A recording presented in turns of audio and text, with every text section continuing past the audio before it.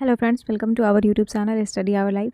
तो ये exam portal का आपका सामान्य विज्ञान का मास्टर बुक है, जो कि ऑल इन वन ऑनलाइनर है आपका। इसमें एनसीईआरटी जो है बुक को देख के ही ऑनलाइनर बनाया गया है। इसमें क्लास 6 से लेके 10 तक के एनसीईआरटी के संपूर्ण प्रश्नों का ऑनलाइनर आपको दिया हुआ है, 6 से 10 तक। तो चलिए आज इसे हम देखने वाले हैं और ये काफ़ी इंपॉर्टेंट है। ये आपके हर एक एग्ज़ाम के लिए इम्पॉर्टेंट होने वाला है और पूरा आप लोग देख सकते हैं कि पूरा बिग बुक बेसिस है, जिसमें कि एनसीईआरटी आज हम देखने वाले हैं क्लास 6 से। तो चलिए आप लोग बने रहिएगा वीडियो के लास्ट तक, और अगर वीडियो पसंद आए तो वीडियो को लाइक करके चैनल पे सब्सक्राइब जरूर कर लीजिएगा आप सभी लोग, ठीक है। तो चलिए पहले क्लास 6 को देखते हैं। और ये वन लाइनर है, तो आपको पता है कि आप फटाफट रिवीजन इसको कर सकते हैं। भोजन के घटक कौन कौन से हैं? तो भोजन के घटक होता है प्रोटीन, विटामिन, कार्बोहाइड्रेट। ये भोजन के घटक हैं। प्रोटीन हो गया, विटामिन और कार्बोहाइड्रेट। आहारी रेशे का दूसरा नाम क्या है? तो आहारी रेशे का दूसरा नाम है रेशे रुक्षांश। रेशे रुक्षांश। रुक्षांश का हमारे शरीर में क्या काम है? तो रुक्षांश क्या करता है कि जो हमारे शरीर का अपच भोजन होता है, अपच भोजन को बाहर निकालने का काम करता है रुक्षांश। प्रोटीन युक्त भोजन को प्रायः कहते हैं। तो जो प्रोटीन युक्त भोजन होता है उसे शरीर वर्धक कहते हैं। क्या कहते हैं? शरीर वर्धक कहते हैं। अभाज्य रोग कहते हैं। अभावजन्य रोग किसको कहते हैं? तो अभावजन्य रोग वैसा रोग होता है, जो ऐसी रोग जो लंबी अवधि तक किसी पोषण के अभाव के कारण होता है, उसको अभावजन्य रोग कहते हैं। अभावजन्य रोग किसे कहते हैं? तो वो रोग जो लंबी अवधि तक पोषक के अभाव के कारण होती है, उसे अभावजन्य रोग कहते हैं। कमजोर दृष्टि का लक्षण है। कमजोर दृष्टि मतलब कि जिसको आँख, दृष्टि मतलब आँख, कमजोर दृष्टि का लक्षण है छिन्नता दृष्टिहीनता। छिन्नता दृष्टिहीनता। किस विटामिन की कमी से रिकेट्स होता है? तो रिकेट्स विटामिन डी की कमी से रिकेट्स होता है। किस पोषक तत्व को ऊर्जा देने वाला भोजन कहते हैं? तो वसा और कार्बोहाइड्रेट। वसा और कार्बोहाइड्रेट पोषक तत्व है जो ऊर्जा देने का काम करता है, ऊर्जा देने का। अगला है कि भोजन के आवश्यक घटक को क्या कहते हैं? तो पोषक कहते हैं। भोजन के आवश्यक घटक को पोषक कहते हैं। कौन सा विटामिन हमारे शरीर को हड्डी और दांतों के लिए कैल्शियम का उपयोग करने में मदद करता है? तो वो है विटामिन डी। विटामिन डी जो है हमारे शरीर को हड्डी और दांतों के लिए कैल्शियम का उपयोग करने में मदद करता है, विटामिन डी। अगला प्रश्न है कि स्कर्वी रोग किस विटामिन की कमी से होता है? तो विटामिन सी। स्कर्वी रोग विटामिन सी की कमी से होता है, स्कर्वी। किसे बॉडी बिल्डिंग फूड कहा जाता है? तो प्रोटीन को। प्रोटीन को बॉडी बिल्डिंग फूड कहते हैं। जल में घुलनशील विटामिन है विटामिन बी और सी। विटामिन बी और सी जल में घुलनशील है। वसा, वसा में घुलनशील। बी और सी को छोड़ के सभी आपका वसा में होगा, तो ए डी ई के। ए डी ई के दुओं को याद रखिए, बाकी सब आपको ऐसे ही याद हो जाएगा। किस विटामिन की कमी से बेरी बेरी नामक रोग होता है? तो विटामिन बी1। विटामिन बी1 की कमी से बेरी बेरी रोग होता है। कौन सा पोषक तत्व दूध में नहीं पाया जाता है? तो दूध में विटामिन सी नहीं पाया जाता है, दूध में, क्योंकि विटामिन सी खट्टे फल में पाया जाता है। कार्बोहाइड्रेट पाए जाते हैं चावल में। चावल में कार्बोहाइड्रेट होता है। अनाज जैसे चावल और गेहूं से हमें कौन सा पोषक तत्व प्राप्त होता है? तो कार्बोहाइड्रेट। कार्बोहाइड्रेट जो है हमें गेहूं और चावल से प्राप्त होता है, कार्बोहाइड्रेट। खाद्य पदार्थ में प्रोटीन के परीक्षण के लिए हमें क्या चाहिए? तो कॉपर सल्फेट विलयन और कास्टिक सोडा। खाद्य पदार्थ में प्रोटीन के प्रशिक्षण के लिए हमें चाहिए कॉपर सल्फेट का विलयन और कास्टिक सोडा। कार्बोहाइड्रेट और वसा की समान मात्रा में ले तो हमारे शरीर को ज़्यादा ऊर्जा किससे प्राप्त होती है? अगर हम कार्बोहाइड्रेट और वसा दोनों को समान मात्रा में ले तो शरीर को ज़्यादा ऊर्जा वसा से प्राप्त होगा। किससे? वसा से। प्रोटीन युक्त भोजन को शरीर वर्धक भोजन कहते हैं। प्रोटीन की आवश्यकता किस लिए होती है? शरीर के वृद्धि के लिए। प्रोटीन की आवश्यकता शरीर के वृद्धि के लिए होती है। विटामिन ए हमारी त्वचा और आँख को स्वस्थ रखता है। यह हमें किससे प्राप्त नहीं होता है? तो विटामिन ए ईस्ट से प्राप्त नहीं होता है। विटामिन ए ईस्ट में नहीं पाया जाता है, और विटामिन ए हमारी आँख और त्वचा दोनों के लिए जो है सही है। प्रोटीन किसका उदाहरण है? तो प्रोटीन वृद्धि तथा निर्माण पदार्थ का उदाहरण है। प्रोटीन वृद्धि और निर्माण। शरीर में ऊतक का निर्माण प्रोटीन से ही होता है। शरीर में ऊतक का निर्माण प्रोटीन से होता है। ऑक्सीकरण द्वारा शरीर की ऊर्जा की आवश्यकता को पूरा करना किसका प्रमुख कार्य है? तो कार्बोहाइड्रेट का। ऑक्सीकरण द्वारा शरीर की ऊर्जा की आवश्यकता को पूरा करना कार्बोहाइड्रेट का प्रमुख कार्य है। किसका? कार्बोहाइड्रेट का। घाव भरने के लिए किस विटामिन की कौन सा विटामिन सहायक है? तो विटामिन सी। विटामिन सी घाव भरने में सहायक है। किस विटामिन की कमी से कीलोसिस नामक रोग होता है? तो कीलोसिस रोग विटामिन B2 की कमी से होता है। B2 की कमी से कीलोसिस होता है। कौन सा विटामिन सी का अच्छा स्रोत है? तो आंवला। आंवला विटामिन सी का अच्छा स्रोत है, आंवला, जिसे हम लोग धात्री कहते हैं या फिर धात्री ही कहते हैं। वो पदार्थ जिनके माध्यम से वस्तुओं को देखा जा सकता है लेकिन स्पष्ट रूप से नहीं देखा जा सकता, वो पारभासी कहलाएगा। वो पदार्थ जिनके माध्यम से वस्तुओं को देखा जा सकता है लेकिन स्पष्ट रूप से नहीं देखा जा सकता है, उसे पारभासी कहते हैं। तो पारदर्शी क्या होता है? पारदर्शी मतलब जिससे हम वैसा पदार्थ जिनके द्वारा वस्तुओं को स्पष्ट रूप से देख सकते हैं, उसे पारदर्शी कहते हैं।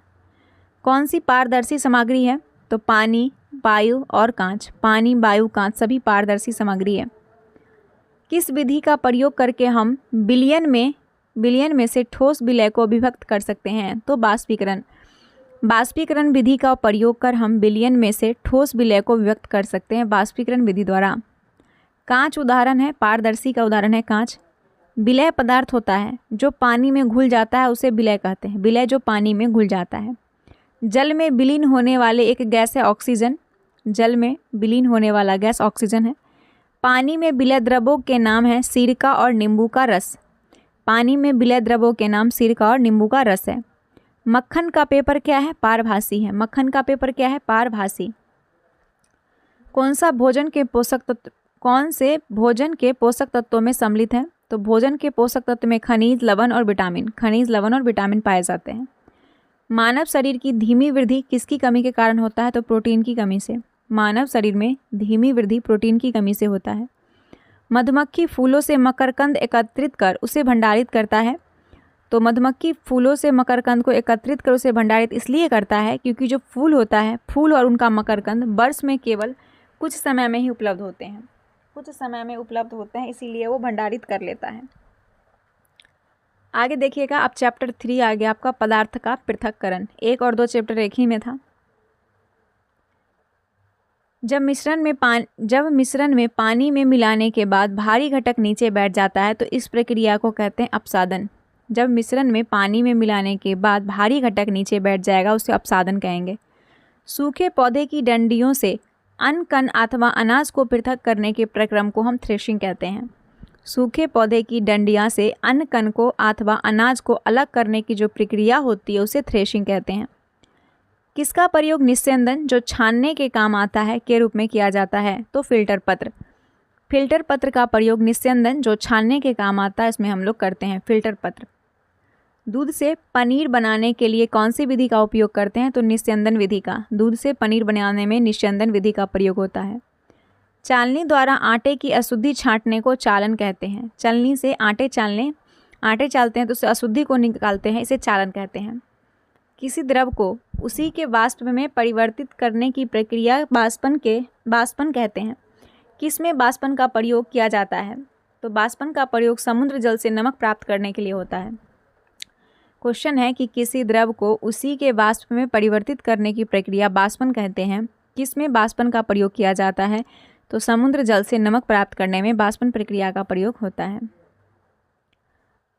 अपसादित मिश्रण को बिना हिलाए जल को मिट्टी सहित उड़ेलने की प्रक्रिया को निस्तारण कहते हैं। अपसादित मिश्रण को बिना हिलाए जल को मिट्टी सहित उड़ेलने की प्रक्रिया निस्तारण है।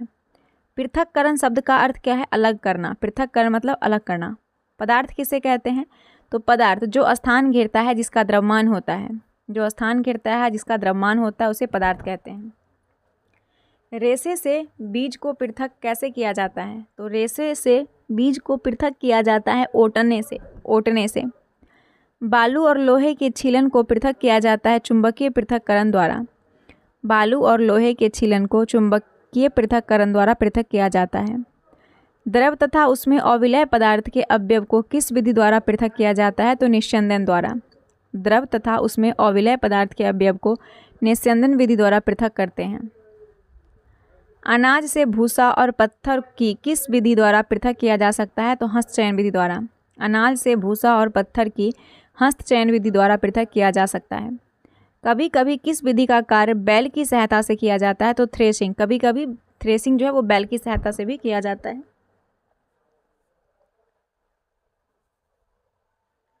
अगला है, अत्यधिक मात्रा के अन्न कणों को डंडियों से पृथक करने के लिए किस मशीन का प्रयोग करते हैं? तो थ्रेसिंग।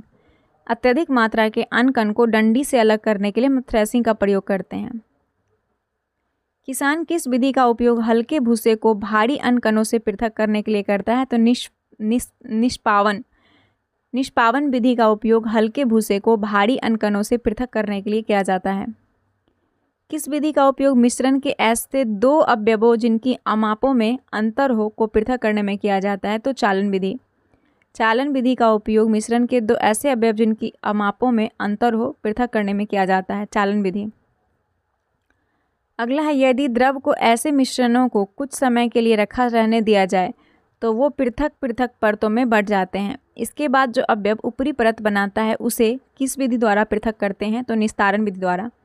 यदि द्रव के ऐसे मिश्रण को कुछ समय के लिए रखा रहने दिया जाए तो वो दो पृथक पृथक परतों में बढ़ जाते हैं। इसके बाद जो अवयव ऊपरी परत बनाता है उसे जो है निस्तारण विधि द्वारा पृथक करते हैं। किसके द्वारा? निस्तारण। चाय को एक छन्नी में डाल दीजिए, क्या चाय की सारी पत्तियां छन्नी में जाती है? इस प्रक्रम में निस्यंदन होता है। चाय छानने की विधि निस्यंदन होती है। मिश्रण से जल तथा नमक को पृथक करने के लिए वाष्पन विधि का प्रयोग करते हैं। मिश्रण से जल और नमक को अलग करने के लिए वाष्पन। जल को उसके वाष्प में परिवर्तित करने की प्रक्रिया वाष्पन कहलाता है। जल को उसके वाष्प में परिवर्तित करने की प्रक्रिया वाष्पन है।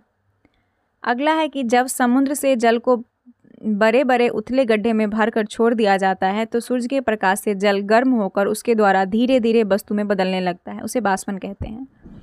जब समुद्र के जल को बड़े बड़े उथले गड्ढे में भर कर छोड़ दिया जाता है तो सूर्य के प्रकाश से जल में गर्म होकर किसके द्वारा धीरे धीरे वस्तु में बदलने लगता है? तो वाष्पन विधि से।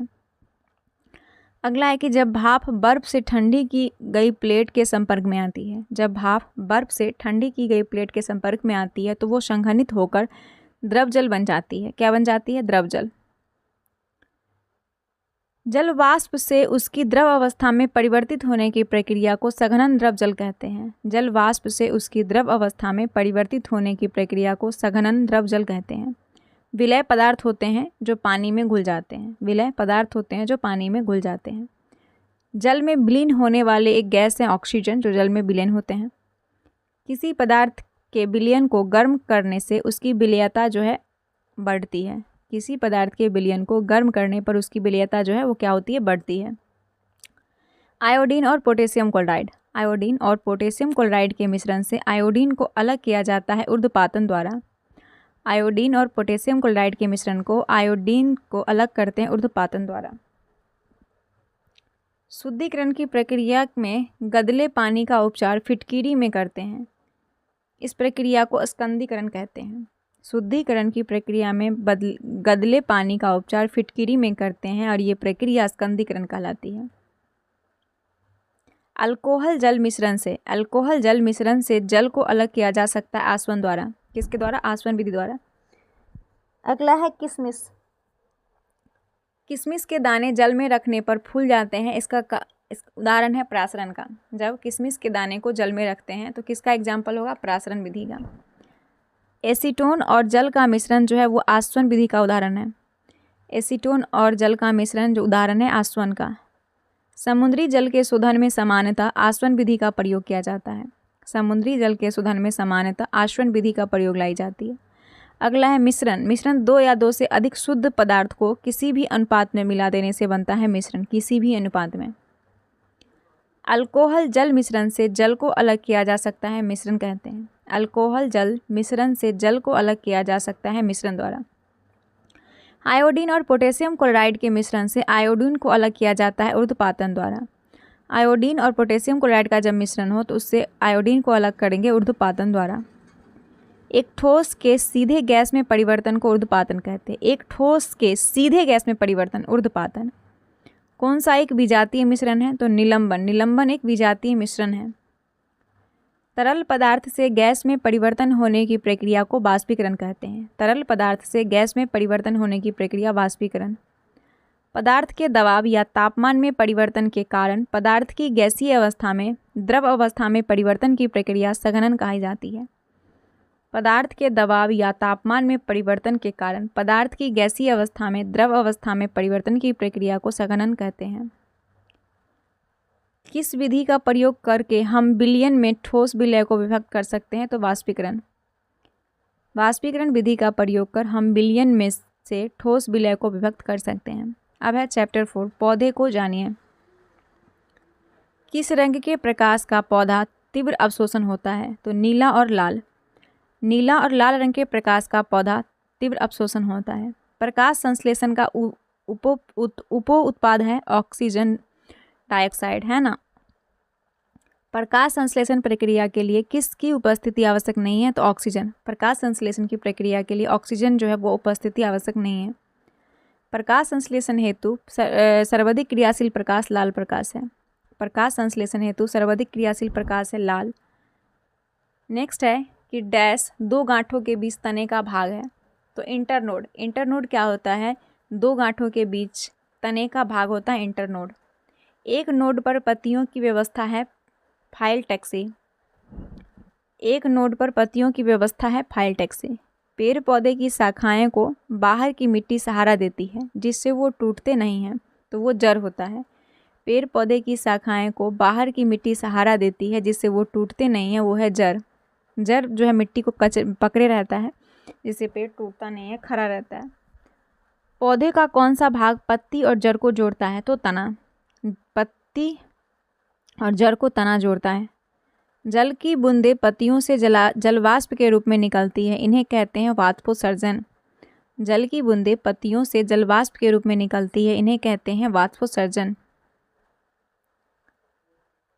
कुछ पौधे में शाखाएं तने के आधार के समीप से निकलती है। तना कठोर होता है परंतु अधिक मोटा नहीं होता है, उन्हें झाड़ी कहते हैं। कुछ पौधों में शाखाएं तने के आधार के समीप से निकलती है। तना कठोर होता है परंतु अधिक मोटा नहीं होता है, उन्हें झाड़ी कहते हैं। पौधे कौन कौन से होते हैं? तो शाख होता है, झाड़ी होता है और वृक्ष होता है। पौधे 3 प्रकार के, शाख, झाड़ी और वृक्ष। शाख पौधे की विशेषताएं बताएं। तो शाख पौधा जो होता है वो हरे एवं कोमल तने वाले होते हैं। शाख पौधा जिसकी लंबाई सबसे कम होती है। शाख पौधा की लंबाई भी कम होती है। अच्छा, झाड़ी पौधा कैसा होता है? तो जिन पौधे की लंबाई आपके बराबर होती है, जिन पौधे की लंबाई आपके बराबर होती है उसे झाड़ी पौधा कहते हैं। पत्ती के चपटे भाग को क्या कहते हैं? तो फलक कहते हैं। पत्ती के चपटे भाग को फलक कहते हैं। पत्ती का वो भाग जिसके द्वारा वह तने से जुड़ी होती है पर्णवृत्त कहलाती है।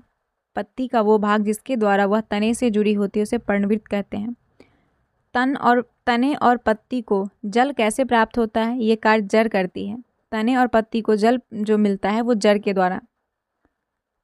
कमजोर तने वाले पौधे सीधे खड़े नहीं हो सकते हैं और ये भूमि पर फैल जाते हैं, इन्हें बिसर्पी लता कहते हैं।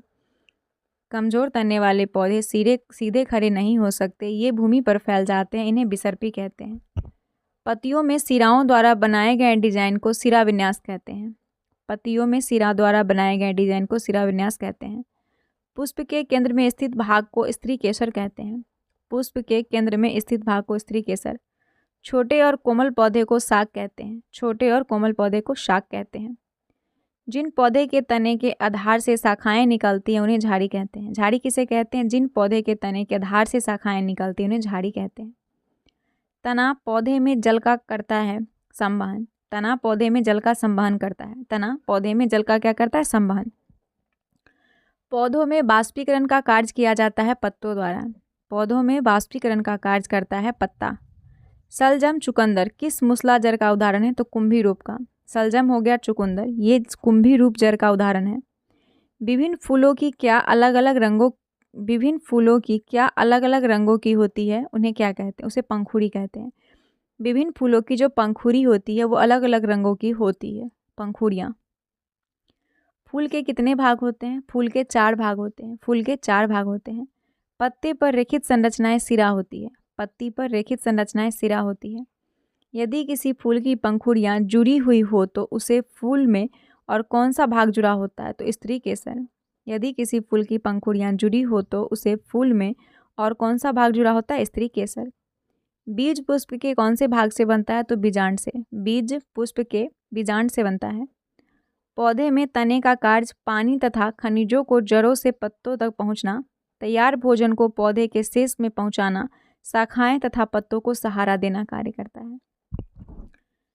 पौधों में तने का कार्य क्या है? तो पौधों में तने का कार्य है कि पानी तथा खनिज को जड़ों से पत्तों तक पहुंचाना, जड़ से पत्तों तक।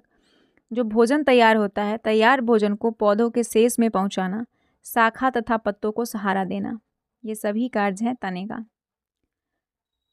जड़ पौधे को मिट्टी में मजबूती से जमाए यानी जकड़े रखता है। उन्हें मिट्टी में पौधे का कहा जाता है? तो स्थिरक कहते हैं। जड़ें पौधे को मिट्टी में मजबूती से जमाए रखती है, उन्हें मिट्टी में पौधे का कहा जाता है स्थिरक। स्त्री केसर का सबसे निचला एवं फूला भाग अंडाशय होता है। स्त्री केसर का सबसे निचला और फूला भाग अंडाशय होता है। अंडाशय में छोटी छोटी गोल संरचनाएं दिखाई देती है, इन्हें बीजांड कहते हैं। क्या कहते हैं? बीजांड।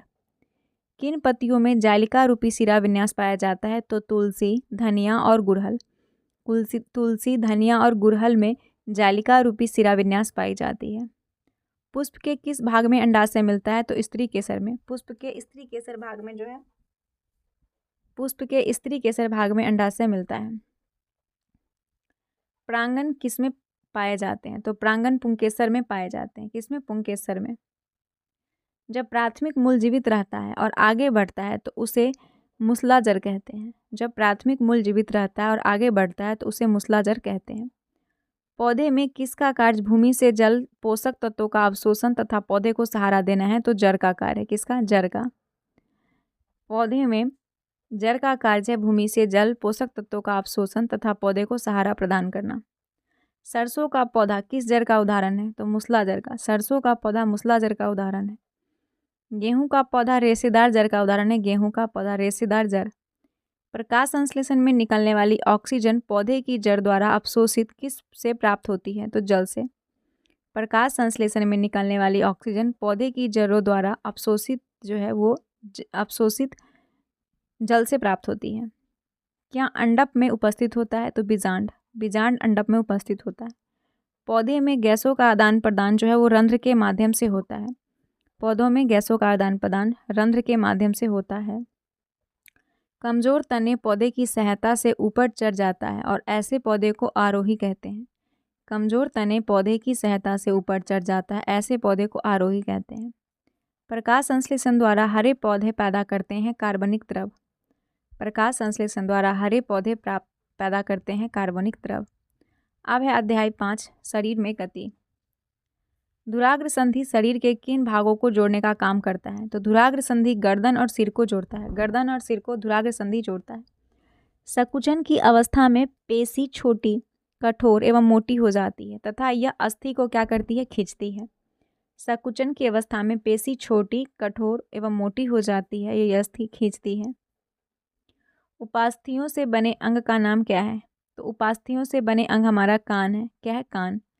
हिंज संधि में कैसी गति हो सकती है? आगे और पीछे। हिंज संधि से आप आगे पीछे कर सकते हैं।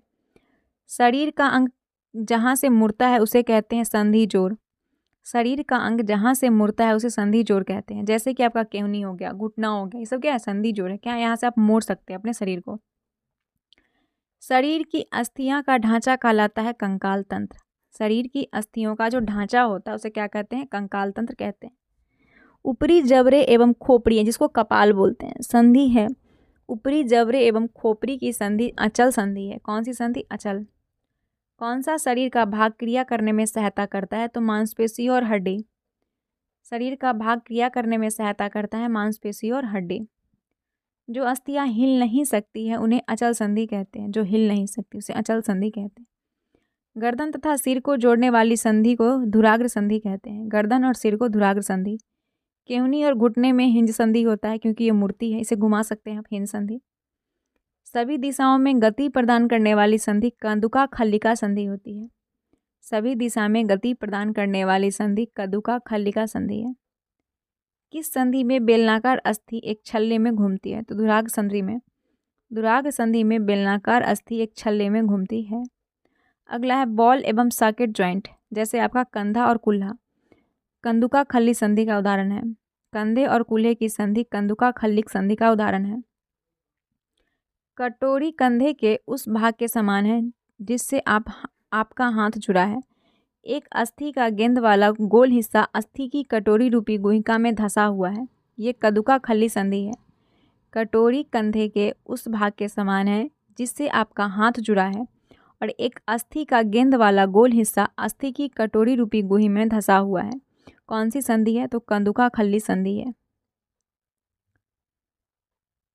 कौन सा संधि एक ही दिशा में गति प्रदान करती है? तो हिंज संधि एक ही दिशा में गति प्रदान करती है, हिंज संधि। किसका शरीर कठोर बाह्य कंकाल द्वारा ढका होता है? तो तिलचट्टा। तिलचट्टा का शरीर कठोर बाह्य कंकाल द्वारा ढका होता है। किसका अस्थियों में वायु प्रकोष्ठ होता है? तो पक्षी। पक्षी के जो अस्थि होता है उसमें वायु प्रकोष्ठ होता है। किसकी शरीर धारा रेखीय होती है? धारा रेखीय मछली की शरीर होती है जिसे वो तैरती है। किसका शरीर अनेक वलय में जुड़ा होता है? तो सांप। सांप का शरीर अनेक वलय में जुड़ा होता है, छल्ले में जिसको बोलते हैं। तिलचट्टा में कितने जोड़ी पैर होते हैं जो चलने में सहायक है? तो तिलचट्टा में 3 जोड़ी पैर होता है। कितना? 3 जोड़ी। तिलचट्टा से कितने जोड़े पंख वक्ष से जुड़े होते हैं? तो 2 जोड़े पंख। तिलचट्टा से 2 जोड़े पंख वक्ष से जुड़े होते हैं। मेरुदंड कितने कशेरुकी का बना होता है? तो 33 कशेरुकी का मेरुदंड बना होता है, 33 कशेरुकी का। घेंघा किसकी सहायता से गति करता है? तो मोटी मांसल रचना से। घेंघा जो होता है वो मोटी मांसल रचना से गति करता है। कान का निचला भाग किस कारण नरम होता है? तो उपस्थि के कारण हमारा कान का निचला भाग नरम होता है, उपस्थि के कारण। एक्सरे मशीन द्वारा किसकी क्षति का पता लगाया जाता है? तो अस्थियां। एक्सरे से अस्थियों की क्षति का पता लगा। अस्थि मतलब हड्डी। शरीर के किन भागों में संधि होती है? तो केहनी में, कंधे में, घुटने और गर्दन में संधि होती है। कोहनी, कंधा, घुटना और गर्दन में। पसली पिंजर का क्या कार्य है? पसली पिंजर शरीर के महत्वपूर्ण अंग इसमें सुरक्षित रहते हैं, पसली पिंजर में। मनुष्य के शरीर में पसलियां की संख्या 24 है। कितना पसली? 24 है। शरीर में अचल संधि का उदाहरण कंकाल है, अचल संधि। मांसपेशी की हड्डी से जोड़ने वाली संयोजी ऊतक कंडारा होता है। मांसपेशी को हड्डी से कंडारा जोड़ता है। कौन तंतुमय ऊतक जो अस्थियों को आपस में जोड़ता है? अस्थियों को आपस में जोड़ता है लिंगामेंट। क्या होता है? लिंगामेंट। मानव शरीर में सबसे मजबूत मांसपेशी हमारे जबड़े की होती है। किसकी? जबड़े की सबसे मजबूत मांसपेशी होती है। सांप का मेरुदंड लंबा होता है। सांप का मेरुदंड लंबा होता है। शरीर में मुख्य रूप से कितने प्रकार की संधियाँ पाई जाती है? तो 3 प्रकार की संधि शरीर में होता है, 3 प्रकार का। फेफड़े की सुरक्षा हमारा पिंजर करता है। पिंजर जो है वो शरीर के फेफड़े की सुरक्षा करता है। हृदय की सुरक्षा पसलियाँ करती है। हृदय की सुरक्षा पसलियाँ करती है। केहूनी घुटने के जोड़ में संधि गुहा होता है। केहूनी घुटने की जोड़ में किस संधि का उदाहरण? तो संधि गुहा। कशेरुकी किस संधि का उदाहरण है? तो अर्धचल संधि का उदाहरण है कशेरुकी, अर्धचल। किस संधि में 2 हड्डियों के बीच उपस्थिति के कारण हड्डियों के दबाव से उपस्थित दब जाती है और एक हड्डी से दूसरी हड्डी पर झुक जाती है? तो अर्धचल संधि हो गया। अर्धचल जो संधि होता है, अर्धचल संधि, इसमें 2 हड्डियों के बीच उपस्थित के कारण हड्डियों के दबाव से उपस्थित दब जाती है और एक हड्डी दूसरी हड्डी पर झुक जाती है, अर्धचल संधि से। किस संधि में 2 से अधिक हड्डियां संधि स्थल पर हिलडुल कर सकती है? तो चल संधि में। चल संधि में 2 से अधिक हड्डियां संधि स्थल पर हिलडुल सकती है। कोहनी घुटने के जोड़ किस संधि का उदाहरण है? तो संधि गुहा का उदाहरण है। केहूनी घुटना, संधि गुहा। तिलचट्टा का श्वसन अंग ट्रैकिया है। तिलचट्टा का श्वसन अंग ट्रैकिया। फेफड़ा का आकार शाक्वाकार होता है। कैसा होता है? शाक्वाकार। मछलियों में उत्सर्जी पदार्थ अमोनिया है। मछली में उत्सर्जी पदार्थ अमोनिया है। शरीर में सबसे छोटी रक्तवाहिनी वेना केव है। वेना केव शरीर का सबसे छोटी रक्तवाहिनी है। खुला परिसंतंत्र किस में पाया जाता है? तो कॉकरोच में खुला परिसंतंत्र पाया जाता है। किसमें? कॉकरोच में। अब है चैप्टर आपका 6। जिस स्थान पर सजीव रहते हैं उन्हें आवास कहते हैं। सजीव जहाँ रहते हैं उसे आवास कहते हैं। नागफनी में प्रकाश संश्लेषण किसके द्वारा होता है? तो तना द्वारा। नागफनी में प्रकाश संश्लेषण तना द्वारा होता है। अनुकूलन किसे कहते हैं? तो परिवेश में रहने योग्य बनाना अनुकूलन कहलाता है। परिवेश में रहने योग्य। कौन सा मरुस्थलीय पौधा है? तो कैक्टस एक मरुस्थलीय पौधा है, कैक्टस। हाइड्रेलिया पौधा है जलीय। हाइड्रेलिया पौधा है जलीय। कौन सा जीव रात्रिचर है? तो चमगादड़ रात्रिचर है, चमगादड़। वो प्रक्रिया जिससे अपशिष्ट पदार्थ शरीर से बाहर फेंके जाते हैं उसे उत्सर्जन कहते हैं। वो पदार्थ जिससे अपशिष्ट पदार्थ शरीर के बाहर फेंके जाते हैं, उसे उत्सर्जन कहते हैं। पर्वतीय प्रदेश के पौधे के पत्ते होते हैं सुई के आकार का। पर्वतीय प्रदेश के पौधे के पत्ते सुई के आकार का होता है। बीजों के अंकुरण के लिए आवश्यक कारक है वायु, जल और प्रकाश। बीज के अंकुरण के लिए वायु, जल और प्रकाश चाहिए। पर्वतीय क्षेत्र के जंतुओं की क्या विशेषता है? तो जो पर्वतीय क्षेत्र के जंतु होते हैं वो मोटी त्वचा होती है। क्या होती है? मोटी, यहाँ पे मोती लिखा हुआ, मोटी त्वचा होती है। शरीर पर लंबे बाल होते हैं। शरीर फर से ढका होता है। शरीर फर से ढका होता है। पौधे अपना भोजन प्रकाश संश्लेषण द्वारा बनाते हैं। पौधे अपना भोजन। पर्णहरित यानी क्लोरोफिल। क्लोरोफिल में कौन सा तत्व पाया जाता है? तो मैग्नीशियम पाया जाता है क्लोरोफिल या पर्णहरित में। प्रकाश संश्लेषण के दौरान हरे पौधे अवशोषित करते हैं कार्बन डाइऑक्साइड। प्रकाश संश्लेषण के दौरान हरे पौधे कार्बन डाइऑक्साइड को अवशोषित करते हैं। ऑक्सीजन जो प्रकाश संश्लेषण से उत्पन्न होती है वो जल से होती है। ऑक्सीजन जो प्रकाश संश्लेषण से उत्पन्न होती है आती है कहाँ से? जल से। बाह्य वातावरण में होने वाले कुछ परिवर्तन जैसे कांटा चुभना, तेज प्रकाश, प्रिय व्यंजन इत्यादि को कहते हैं उद्दीपन। उद्दीपन किसे कहते हैं? तो बाह्य वातावरण में होने वाले कुछ परिवर्तन जैसे कांटा चुभना, तेज प्रकाश, प्रिय व्यंजन, ये सभी उद्दीपन है। प्रकाश संश्लेषण में कौन सी रंग सर्वाधिक प्रभावकारी है? तो लाल रंग सबसे ज़्यादा प्रभावकारी है। लाल प्रकाश संश्लेषण में। प्रकाश संश्लेषण की प्रक्रिया में पादप क्या ग्रहण करता है? तो कार्बन डाइऑक्साइड ग्रहण करता है। प्रकाश संश्लेषण में पादप कार्बन डाइऑक्साइड को ग्रहण करता है और निर्मुक्त करता है ऑक्सीजन को। निर्मुक्त करेगा ऑक्सीजन। वाष्पोत्सर्जन के लिए पौधे की संरचना में कौन जिम्मेदार है? तो स्टोमाटा। वाष्पोत्सर्जन में पौधे की संरचना के लिए स्टोमाटा जिम्मेदार है। प्रकाश संश्लेषण की प्रकाशिक अभिक्रिया क्लोरोप्लास्ट में होता है, ग्रेना में संपन्न होता है। प्रकाश संश्लेषण की प्रकाशिक अभिक्रिया क्लोरोप्लास्ट में, ग्रेना में संपन्न होता है। श्वसन के लिए पत्ती की सतह पर किसके द्वारा उपस्थित ऑक्सीजन विसरित होकर पत्ती की कोशिका तक पहुंचती है? तो स्टोमाटा द्वारा। श्वसन के लिए पत्ती की सतह पर स्टोमाटा द्वारा उपस्थित ऑक्सीजन विसरित होकर पत्ती की कोशिका तक पहुंचती है, स्टोमाटा द्वारा। पौधे की पत्तियां श्वसन की प्रक्रिया में वायु को अंदर लेती है।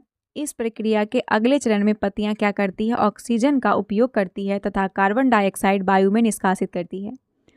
पौधे की पत्तियां श्वसन की प्रक्रिया में वायु को अंदर लेती है और इस प्रक्रिया के अगले चरण में पत्तियां ऑक्सीजन को उपयोग करती है और कार्बन डाइऑक्साइड वायु में निष्कासित करती है।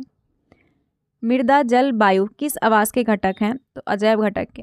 मृदा जल वायु जो है अजैव घटक के। उद्दीपन किसे कहते हैं? तो वातावरण में होने वाले परिवर्तन उद्दीपन कहलाता है। वातावरण में होने वाले परिवर्तन। उत्सर्जन किसे कहते हैं? तो अपशिष्ट पदार्थ का निष्कासन। अपशिष्ट पदार्थ का निष्कासन उत्सर्जन कहलाता है। जलीय पौधे का तना लंबा, हल्का और खोखला होता है। जलीय पौधे का तना लंबा, हल्का और खोखला होता है। डॉल्फिन और व्हेल मछली सांस लेते हैं बात छिद्रों द्वारा। किसके द्वारा? बात छिद्रों द्वारा। बीज सजीव है या निर्जीव? तो सजीव है। बीज क्या है? सजीव है। कायिक प्रजनन किसे कहते हैं? तो पौधे में बीजों के अतिरिक्त अन्य भाग में प्रजनन कायिक प्रजनन कहलाता है। पौधे में बीजों के अतिरिक्त अन्य भाग में प्रजनन कायिक प्रजनन कहलाता है। केचुआ सांस लेता है त्वचा से। केचुआ सांस लेगा त्वचा से। कैक्टस मरुस्थल में जीवित रहता है। कैक्टस मरुस्थल में जीवित रहता है एक मोटी मोमी परत के कारण, लंबी जड़ों के कारण, छोटी पत्तियां के कारण। एक मोटी मोमी परत के कारण, लंबी जड़ के कारण, छोटी पत्ती के कारण। अजैव घटक पूछे तो अजैव घटक वायु है, जल, प्रकाश, ताप, चट्टान और मिट्टी, ये सभी अजैव घटक हैं। अनुकूलन किसे कहते हैं? अनुकूलन वो वशिष्ठ संरचनाएं जो किसी पौधे या जंतु को उसके परिवेश में रहने योग्य बनाती है, उसे अनुकूलन कहते हैं। पर्वतीय वनों के वृक्ष की क्या विशेषता नहीं है? तो जो पर्वतीय वन के वृक्ष होते हैं उसे पत्ते चौड़े होते हैं। क्या होते हैं? चौड़े होते हैं। ये इसकी विशेषता नहीं है। उसके जो पत्ते होते हैं वो नोकीले होते हैं। किन जानवर की त्वचा मोटी होती है? जो वाष्पीकरण को रोकती है, उन्हें पसीना नहीं आता है, इसीलिए वो लंबे समय तक पानी के बिना जीवित रहते हैं।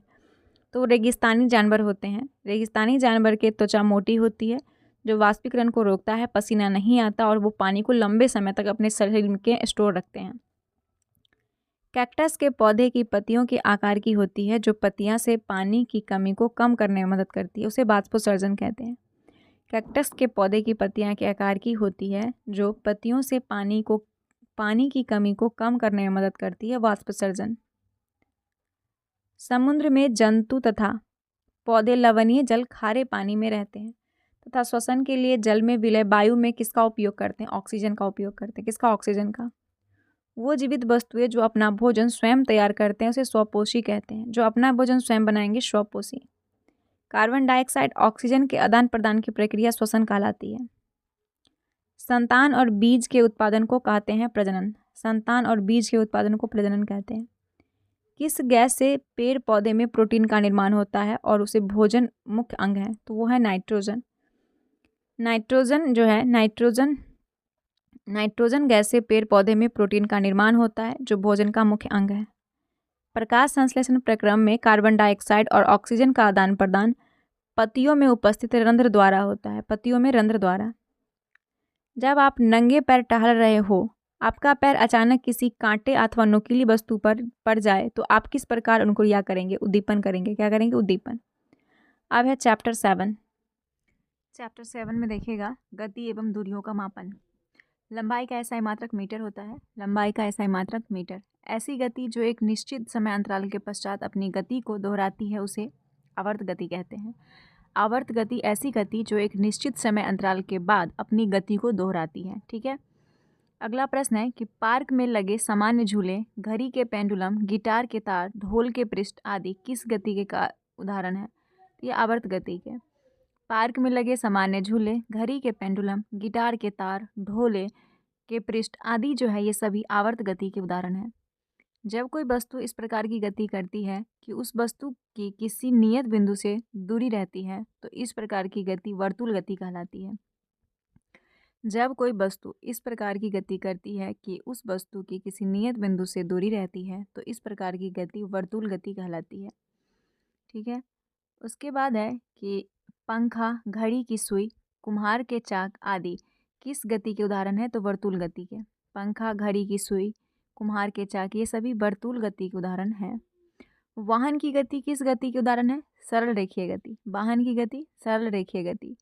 जब वस्तु सरल रेखा के अनुदिश गति करती है तो ऐसी गति सरल रेखीय गति कहलाती है। जब वस्तुएं सरल रेखा के अनुदिश कार्य करती है तो अच्छा 1 मीटर में कितने सेंटीमीटर होते हैं? 100 सेंटीमीटर होते हैं। 1 मीटर बराबर 100 सेंटीमीटर। 1 किलोमीटर में 1000 मीटर होता है। 1 किलोमीटर में 1 किलोग्राम में 1000 ग्राम होता है। 1 किलोग्राम में 1000। 1 क्विंटल में 100 किलो होता है। 100 किलोग्राम। 1 मीट्रिक टन में 10 टन क्विंटल होता है। 1 मीट्रिक टन में 10 टन क्विंटल। झूले पर किसी बच्चे की गति आवर्त गति होती है। झूले पर किसी बच्चों की गति आवर्त गति। नीचे गिरते हुए पत्थर की गति सरल रेखीय गति होता है। नीचे गिरते हुए पत्थर की गति सरल रेखीय गति। बंदूक से निकली हुई गोली की गति सरल रेखीय गति है। बंदूक से निकली जो गोली की गति है ये सरल रेखीय। पृथ्वी को अपने अक्ष पर घूमना घूर्णन कहलाता है। पृथ्वी को अपने अक्ष पर घूमना घूर्णन। सूर्य के चारों ओर एक स्थिर कक्ष में पृथ्वी की गति परिक्रमण कहलाती है। सूर्य के चारों ओर एक स्थिर कक्ष में पृथ्वी की गति परिक्रमण कहलाती है। नेक्स्ट है सरल रेखीय गति होती है सड़क पर कार की गति। सड़क पर कार की गति सरल रेखीय गति है। कौन सा आवर्त गति का उदाहरण है? तो पृथ्वी की गति आवर्त गति का उदाहरण है। पृथ्वी की गति। लंबाई की न्यूनतम इकाई फर्मी मीटर है। लंबाई की न्यूनतम इकाई फर्मी मीटर। क्षेत्रफल किसे कहते हैं? तो किसी वस्तु की सतह के मापन को क्षेत्रफल कहते हैं। किसी वस्तु के सतह के मापन को। नेक्स्ट है वक्र रेखा की लंबाई मापी जाती है धागे से। वक्र रेखा की लंबाई धागे से मापी जाती है। वृक्ष से गिरते हुए फल पर कौन सा बल कार्य करता है? तो गुरुत्व बल। वृक्ष से गिरते हुए फल पर गुरुत्व बल कार्य करता है। वृक्ष की शाखाओं का इधर उधर लहराना आवर्त गति का उदाहरण है। वृक्ष की शाखाओं का इधर उधर लहराना आवर्त गति का उदाहरण है। सितार की बोरियों की गति किस गति का उदाहरण है? तो आवर्त गति का। सितार की बोरियों की गति आवर्त गति का उदाहरण है। बजते समय ढोल अथवा तबले की गति आवर्त गति का उदाहरण है। बजते समय। किस वर्ष फ्रांसीसियों ने मापन की एक मानक प्रणाली की रचना की जिसे मीटर पद्धति कहते हैं? तो 1790 में। 1790 में फ्रांसीसियों ने मापन की एक मानक प्रणाली की रचना की जिसे मीटर पद्धति कहते हैं। कब? 1790 में। अगला है कि किसका आविष्कारक यातायात प्रणाली में सबसे पहले व अहम आविष्कारक माना जाता है? तो पहिए का आविष्कार। पहिए का आविष्कार यातायात प्रणाली में सबसे पहले और अहम आविष्कार माना जाता है, पहिए का आविष्कार। पत्थर वृत्तीय पथ के अनुदिश गति कर रहा है, पत्थर, और इस गति में पत्थर की आपके हाथ से दूरी समान रहती है। इस प्रकार की गति वर्तुल गति होती है। पत्थर के वृत्तीय पथ के अनुदिश गति कर रहा है और इस गति में पत्थर की आपके हाथ से दूरी समान रहती है। इस प्रकार की गति को वर्तुल गति कहते हैं। वर्तुल गति किसे कहते हैं? तो घूर्णन करते समय अंकित चिन्ह से दूरी समान, घूर्णन करते समय अंकित चिन्ह से दूरी समान को वर्तुल गति कहते हैं। अगला है, किसी सिलाई मशीन की सुई की गति आवर्त गति होता है। किसी सिलाई मशीन की सुई की गति वर्तुल गति है। मापन की मानक प्रणाली को मीटर पद्धति कहते हैं। वर्तुल गति का उदाहरण है कुएं से जल बाहर निकालने वाले डोल, पंखे के परों की गति, रस्सी में बंद पत्थर की गति, ये सभी वर्तुल गति का उदाहरण है। दोलन गति का ही दूसरा नाम है आवर्त गति। दोलन गति का दूसरा नाम है आवर्त गति। अगला है, बिजली के पंखे की पंखुड़ियों पर अंकित किसी चिन्ह की गति किसी घड़ी के सेकंड की सुई की गति का उदाहरण है वर्तुल गति का। बिजली के पंखे की पंखुड़ी पर अंकित किसी चिन्ह की गति किसी घड़ी के सेकंड की सुई की गति का उदाहरण है वर्तुल गति। अगला है, किसी साइकिल के पहिए की गति वर्तुल गति होती है। कोहनी से उंगली के छोर तक की लंबाई, जिसे हाथ कहते हैं, लंबाई के मात्रक के रूप में प्राचीन में किस देश में उपयोग किया जाता था? तो मिस्र में उपयोग किया जाता था। कहाँ? मिस्र में। प्राचीन भारत में छोटी लंबाई को मापने के लिए अंगुली या मुट्ठी का उपयोग होता था, अंगुली या मुट्ठी का। किसकी शरीर धारा रेखीय होती है? तो मछली की शरीर धारा रेखीय होती है। रेडियोधर्मी की एसआई इकाई वेकुरल होता है, रेडियोधर्मी का एसआई इकाई वेकुरल। अपवर्तनांक का मात्रक क्या है? तो कोई मात्रक नहीं होता है अपवर्तनांक का, कोई मात्रक नहीं। भार की एसआई इकाई जो होती है, भार की एसआई इकाई बल के एसआई इकाई की बराबर होती है। किस युग्म की इकाई समान नहीं होता है? तो बल और दाब का इकाई समान नहीं होता है, बल और दाब का समान नहीं होता है। मात्रा या कूलम प्रति सेकंड का दूसरा नाम एम्पियर है। मात्रा या कूलम सेकंड का नाम क्या है? एम्पियर। तरंग वेग का एसआई मात्रक मीटर प्रति सेकंड होता है। तरंग वेग का एसआई मात्रक मीटर प्रति सेकंड। एक डायाप्टर बराबर होता है 1 मीटर प्रति इनवर्स के बराबर, एक डायाप्टर। परमाणु त्रिज्या जो है ये नैनोमीटर से मापी जाती है, परमाणु त्रिज्या को नैनोमीटर से। लाई डिटेक्टर उपकरण को पॉलीग्राफ के रूप में जाना जाता है। लाई डिटेक्टर उपकरण को पॉलीग्राफ कहते हैं। संवेग में परिमाण और दिशा दोनों होता है, संवेग में परिमाण और दिशा दोनों होता है। अब है चैप्टर 8, प्रकाश, छायाएं एवं परावर्तन। अगला प्रश्न क्या है कि दर्पण में प्रतिबिंब का बनना किस कारण होता है? तो परावर्तन के कारण। दर्पण में प्रतिबिंब का बनना परावर्तन के कारण होता है। व्यक्ति वस्तुओं को देख पाता है जब प्रकाश वस्तु पर पड़े, आंखों की तरफ आए। जब प्रकाश वस्तु पर पड़ा और आंख की तरफ आएगा तो हम किसी वस्तु को देख पाते हैं। पारदर्शी वस्तुएं, कांच हो गया, शीशा, पानी, ये सभी आपका पारदर्शी वस्तु है। पारभासी वस्तु कहते हैं कि कुछ वस्तुओं से आप पार देख सकते हैं, आप आर पार देख सकते हैं, जो कि साफ नहीं दिखाई पड़ता, उसे पारभासी कहते हैं, साफ नहीं दिखाई पड़ेगा। दीप्त पिंड किसे कहते हैं? तो दीप्त पिंड जो वस्तुएं सूर्य की तरह स्वयं प्रकाश का उत्सर्जन करती है, जो वस्तुएं सूर्य की तरह स्वयं प्रकाश उत्सर्जित करती है उसे दीप्त पिंड कहते हैं। जब प्रकाश के पथ में कोई अपारदर्शी वस्तु आ जाती है तो उसे छाया बनाती है। जब प्रकाश के पथ में कोई अपारदर्शी वस्तु आ जाएगी तो क्या बनाएगी? छाया। दर्पण कितने प्रकार के हैं? तो 3 दर्पण, समतल दर्पण, अवतल दर्पण और उत्तल दर्पण। सूर्य ग्रहण के समय सूर्य जो होता है वो काला होता है, सूर्य ग्रहण के समय सूर्य काला। पारभासी वस्तुएं जो है वो तेल लगा हुआ कागज होता है, पारभासी, तेल लगा हुआ कागज पारभासी वस्तु होती है। सूर्य ग्रहण कब होता है? तो सूर्य ग्रहण जब चंद्रमा जब सूर्य और पृथ्वी के बीच में आता है तब सूर्य ग्रहण होता है। डैश वस्तु के कारण स्पष्ट छाया बनती है, तो अपारदर्शी वस्तु के कारण स्पष्ट छाया बनती है, अपारदर्शी वस्तु के कारण। जिस वस्तु में से प्रकाश आर पार गुजर सकता है उसे पारदर्शी कहते हैं। क्या कहते हैं? पारदर्शी। चंद्रमा अदीप्त वस्तुएं हैं। चंद्रमा कैसी वस्तु है? अदीप्त वस्तु है चंद्रमा। प्रकाश जो है सरल रेखा में गति करता है, प्रकाश सरल रेखा में गति करता है। अगला प्रश्न है, कि जब किसी अपारदर्शी वस्तुओं को प्रकाश स्रोत के समीप लाया जाता है तो छाया का आकार बढ़ता है। जब किसी अपारदर्शी वस्तु को प्रकाश स्रोत के समीप लाया जाता है तो छाया का आकार बढ़ता है। अदीप्त वस्तुएं कहते हैं जो वस्तुएं प्रकाश उत्सर्जित नहीं करता है उसे अदीप्त वस्तुएं कहते हैं, जो प्रकाश उत्सर्जित नहीं करता है। परावर्तन किसे कहते हैं? तो प्रकाश की किरण का माध्यम से टकराकर पुनः वापस आना। प्रकाश की किरण का माध्यम से टकराकर पुनः वापस आना परावर्तन कहलाता है। परावर्तन का कोण जो होता है वो कैसा होता है? तो परावर्तन का कोण परावर्तित किरण और दर्पण की सतह पर खींचे गए अभिलंब के बीच का कोण होता है, अभिलंब के बीच का कोण। वस्तु से छोटा और आभासी प्रतिबिंब जो है वो उत्तल दर्पण में बनता है। उत्तल दर्पण में वस्तु से छोटा और आभासी प्रतिबिंब बनता है। अगला है कि जब प्रकाश की एक किरण एक माध्यम से दूसरे माध्यम में जाती है तो अपने पूर्व पद से विचलित हो जाती है, इसे प्रकाश का अपवर्तन कहते हैं। प्रकाश का अपवर्तन, जब प्रकाश की किरण एक माध्यम से दूसरे माध्यम में जाती है तो अपने पूर्व पद से विचलित हो जाती है, इसे प्रकाश का अपवर्तन कहते हैं।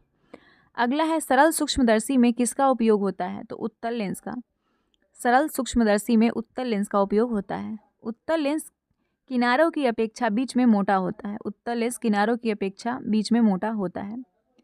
प्रकाश की एक किरण जब विरल माध्यम से सघन माध्यम में आती है तो अभिलंब की ओर मुड़ जाती है। क्या होती है? अभिलंब की ओर मुड़ जाती है। अगला है कि जब प्रकाश का एक माध्यम से दूसरे माध्यम में जाता है तब अपवर्तन प्रकाश की चाल में परिवर्तन होने के कारण होता है। जब प्रकाश का एक माध्यम से दूसरे माध्यम में जाता है तो अपवर्तन प्रकाश की चाल में परावर्तन होने के कारण होता है। दर्पण किसे कहते हैं? तो दर्पण एक प्रकाशीय युक्ति है जो प्रकाश के सिद्धांत पर काम करता है, नेक्स्ट है कि दर्पण परावर्तन में हमें कैसे प्रतिबिंब प्राप्त होते हैं? तो अस्पष्ट प्राप्त होते हैं, अस्पष्ट। दीप्त वस्तुएं जो है वो जुगनू, सूरज और तारे ये दीप्त वस्तुएं हैं। सूची छिद्र कैमरे से सड़क पर चलते लोगों के प्रतिबिंब कैसे दिखाई देते हैं? तो उल्टा। सूची छिद्र कैमरे से सड़क पर चलते लोगों के प्रतिबिंब उल्टा दिखाई देता है। जिन पदार्थ से होकर वस्तु को स्पष्ट रूप से नहीं देखा जा सकता उसे पारभासी कहते हैं। क्या कहते हैं? पारभासी। टिंडल प्रभाव प्रकाश के डैश से संबंधित है। तो प्रकाश के प्रकीर्णन से टिंडल प्रभाव का संबंध है, प्रकीर्णन से। प्रकाश की गति अधिकतम में से किस माध्यम में होती है? तो निर्वात में प्रकाश का गति अधिकतम होता है, निर्वात में। प्रकाश सीधी रेखा में संचारित होती है, प्रकाश सीधी रेखा में संचारित होती है। वस्तु जो अपनी रोशनी स्वयं उत्पादित करती है प्रकाशिक या चमकदार वस्तुएं कहलाती है। क्या कहलाती है? प्रकाशिक या चमकदार वस्तुएं कहलाती है जो स्वयं रोशनी उत्पन्न करती है। अगला है जब प्रकाश विरल माध्यम से सघन माध्यम में प्रवेश करती है तो इसकी गति कम हो जाती है। क्या होती है? गति कम हो जाती है। नेक्स्ट है कि किसी माध्यम के प्रकाश को अपवर्तित करने की क्षमता को प्रकाशिक घनत्व कहते हैं। किसी माध्यम के प्रकाश को अपवर्तित करने की क्षमता को प्रकाशिक घनत्व में व्यक्त करते हैं। बादलों का रंग सफ़ेद जो है वो प्रकाश के प्रकीर्णन के कारण दिखाई पड़ता है, बादलों का रंग सफ़ेद। अगला है कि एक समतल दर्पण द्वारा बनाई गई छवि हमेशा आभासी और सीधी होती है। एक समतल दर्पण द्वारा बनाई गई छवि हमेशा आभासी और सीधी होती है। एक गोलीय दर्पण के परावर्तित पृष्ठ के मध्य एक बिंदु होता है जिसे पोल या फिर ध्रुव कहते हैं। एक गोलीय दर्पण के परावर्तित पृष्ठ के मध्य एक बिंदु होता है जिसे पोल या ध्रुव कहते हैं। प्रकाश की एक पुंज की द्रव में तैरते कोनों से टकराव के कारण होने वाला प्रकीर्णन से उत्पन्न चमक की प्रक्रिया को टिंडल इफेक्ट कहते हैं। क्या कहते हैं? टिंडल प्रभाव। जब प्रकाश किसी चमकीली सतह पर आपतित होती है तो परावर्तन की घटना घटित होती है, नियमित घटती है। जब प्रकाश किसी चमकीली सतह पर आपतित होती है तो परावर्तन की घटना घटित नियमित होगी। किस दर्पण को एक अभिसरण दर्पण भी कहते हैं? तो अवतल दर्पण को अभिसरण दर्पण भी कहते हैं। गोलाकार दर्पण जिसकी परावर्तक सतह बाहर की ओर उभरी हुई होती है उसे उत्तल दर्पण कहते हैं। गोलाकार दर्पण जिसकी परावर्तक सतह बाहर की ओर उभरी हुई हो उसे उत्तल दर्पण कहते हैं। अब है इसमें आपका चैप्टर 9, 10 और 11 तीनों है। विद्युत बल्ब में होता है फिलामेंट। विद्युत बल्ब में क्या होता है? फिलामेंट होता है। बल्ब दीप्त कैसे होता है? तो बल्ब दीप्त होगा परिपथ में विद्युत धारा प्रवाहित करने पर। परिपथ में विद्युत धारा प्रवाहित करने पर बल्ब दीप्त होता है। बल्ब का कौन सा भाग दीप्त होता है? तो तंतु उसका दीप्त होता है। क्या होता है? तंतु उसका दीप्त होता है। स्विच क्या होता है? स्विच एक सरल युक्ति है। स्विच क्या है? सरल युक्ति है। रोधक किसे कहते हैं? तो रोधक जिन पदार्थ में विद्युत धारा प्रवाहित नहीं होती उसे रोधक कहते हैं। विद्युत परिपथ से सेफ्टी फ्यूज तार का प्रयोग किया जाता है गलन बिंदु पर। विद्युत परिपथ से सेफ्टी फ्यूज तार का प्रयोग किया जाता है गलन बिंदु पर। कौन सा उपकरण परिपथ में विद्युत धारा का पता लगाता है? तो गैल्वेनोमीटर। गैल्वेनोमीटर जो है ये विद्युत परिपथ में विद्युत धारा का पता लगाता है गैल्वेनोमीटर। विद्युत स्विचों को किस में लगाया जाता है? तो लाइव तार में। विद्युत स्विच को लाइव तार में लगाया जाता है। एक आदर्श एमीटर का प्रतिरोध क्या होता है? शून्य होता है। एक आदर्श एमीटर का प्रतिरोध शून्य होता है। किसी विद्युत परिपथ को किस क्रम में जोड़ा जाता है? तो श्रेणी क्रम में। किसी विद्युत परिपथ को श्रेणी क्रम में जोड़ा जाता है। फ्यूज में प्रयुक्त होने वाले तार की क्या विशेषता होती है? तो फ्यूज में प्रयुक्त होने वाले तार उच्च प्रतिरोध शक्ति तथा निम्न गलनांक होता है। फ्यूज में प्रयुक्त होने वाले तार में उच्च प्रतिरोधक हो शक्ति होता है और निम्न गलनांक होता है। विद्युत परिपथ की लघुपथन अथवा अतिभारण के कारण होने वाली हानि से सुरक्षा का सबसे महत्वपूर्ण युक्ति फ्यूज होता है। विद्युत परिपथ की लघुपथन अथवा अतिभारण के कारण होने वाली हानि से सुरक्षा की सबसे महत्वपूर्ण युक्ति फ्यूज होता है। क्या होता है? फ्यूज। विद्युत चुंबक बनाने के लिए प्रायः किस पदार्थ का प्रयोग किया जाता है? तो नरम लोहा का। विद्युत चुंबक बनाने के लिए प्रायः नरम लोहा का प्रयोग करते हैं। छड़ चुंबक के भीतर चुंबकीय क्षेत्र रेखाएं की दिशा में दक्षिणी ध्रुव से उत्तरी ध्रुव की ओर होता है। छड़ चुंबक के भीतर चुंबकीय क्षेत्र रेखा की दिशा में दक्षिणी ध्रुव से उत्तरी ध्रुव की ओर होता है। धारा की दिशा विद्युत सेल में कैसी होती है? तो पॉजिटिव टर्मिनल से निगेटिव टर्मिनल की ओर, पॉजिटिव से निगेटिव की ओर होती है। विद्युत स्तंभ पर लगे चेतावनी किसके संकेत में होते हैं? तो मानव खोपड़ी और दो अन्य हाथ पैर की क्रॉस करती हड्डियां। विद्युत स्तंभ पर लगे चेतावनी जो होता है वो मानव खोपड़ी और दो अन्य हाथ पैर की क्रॉस करती हड्डियां पर। संयोजक तार किसकी बनी होती है? तो तांबे की। संयोजक तार तांबे की बनी होती है। ये एक युक्ति जो परिपथ को तोड़ने के लिए उपयोग की जाती है उसे स्विच कहते हैं। क्या कहते हैं? स्विच कहते हैं। एक विद्युत सेल में कितने टर्मिनल होते हैं? दो, एक पॉजिटिव और एक निगेटिव। मैग्नेटाइट क्या होता है? तो प्राकृतिक चुंबक होता है मैग्नेटाइट। कंपास क्या है? कंपास दिशा सूचक है। कंपास स्वतंत्रता पूर्वक लटकने पर चुंबक सदैव ठहरता है उत्तर दक्षिण दिशा में। स्वतंत्रता पूर्वक लटकने पर चुंबक सदैव उत्तर दक्षिण दिशा में रुकेगा। चुंबकीय पदार्थ किसे कहते हैं? तो जो पदार्थ चुंबक की ओर आकर्षित होता है, जो पदार्थ चुंबक की ओर आकर्षित होता है चुंबकीय पदार्थ कहलाएगा। चुंबक के ध्रुव कहाँ होते हैं? तो दोनों सिरों पर होते हैं ध्रुव। प्राचीन काल में यात्री चुंबक से कैसे दिशा निर्धारित करते थे? तो धागे से लटकाकर। कैसे? धागे से लटकाकर। चुंबक के समान ध्रुव परस्पर एक दूसरे को प्रतिकर्षित करते हैं। चुंबक के समान ध्रुव परस्पर एक दूसरे को प्रतिकर्षित करते हैं। चुंबक के असमान ध्रुव के मध्य होता है आकर्षण और समान ध्रुव के मध्य आकर्षण होता है। चुंबक के किस भाग में आकर्षण शक्ति अधिक होगी? तो सिरों पर आकर्षण शक्ति अधिक होगी, सिरा पर। मैग्नेटाइट चुंबक पहले कहाँ पाया जाता था? तो उत्तरी ग्रीस के मैग्नेसिया नामक क्षेत्र में। मैग्नेटाइट चुंबक पहले उत्तरी ग्रीस के मैग्नेसिया नामक क्षेत्र में पाया जाता था। चिपकू या स्टिकर कहाँ चिपकाए जाते? चिपकू स्टिकर कहाँ चिपकाए जाते हैं? तो लोहे की अलमारी या फिर रेफ्रिजरेटर पर। चिपकू कहाँ चिपकाए जाते हैं? तो लोहे की अलमारी या रेफ्रिजरेटर पर। पौधे तथा जंतु एक दूसरे पर निर्भर क्यों होते हैं? क्योंकि ऑक्सीजन और कार्बन के आदान प्रदान के लिए। पौधे तथा जंतु एक दूसरे पर निर्भर होते हैं ऑक्सीजन और कार्बन डाइऑक्साइड के आदान प्रदान के लिए। वायु किसका मिश्रण है? तो वायु गैसों का मिश्रण है। वायु गैसों का मिश्रण है। 18वीं शताब्दी तक लोग हवा वायु के बारे में क्या सोचते थे? तो वायु एक पदार्थ है। वायु एक पदार्थ है ये सोचते थे। जल चक्र के लिए क्या अनिवार्य है? तो जल चक्र के लिए वायु में जलवाष्प आवश्यक है। किरण पुंज में क्या प्रतीत होता है? धूलकण नृत्य करते हैं। किरण पुंज में क्या प्रतीत होता है? कि धूलकण नृत्य करते हैं। जलीय प्राणी श्वसन कहाँ से लेते हैं? तो जल में घुली वायु से। जलीय प्राणी श्वास जो लेते हैं जल में घुली वायु से। किरण पुंज क्या है? तो पत्तियों से छानकर आता हुआ सूर्य का प्रकाश। पत्तियों से छानकर आता हुआ सूर्य का प्रकाश किरण पुंज कहलाता है। वायु का 99% भाग कौन सी गैस होता है? नाइट्रोजन और ऑक्सीजन होता है 99% में। नाइट्रोजन वायु का कितना स्थान घेरता है? तो 4/5 भाग। नाइट्रोजन वायु का 4/5 भाग घेरता है। एक गैस रंगहीन गंध रहित हवा से भरी और आग बुझाने वाली है। गैस का नाम बताएं। तो वो है कार्बन डाइऑक्साइड। एक गैस रंगहीन गंध रहित हवा से भरी आग बुझाने वाली है और गैस का नाम है कार्बन डाइऑक्साइड।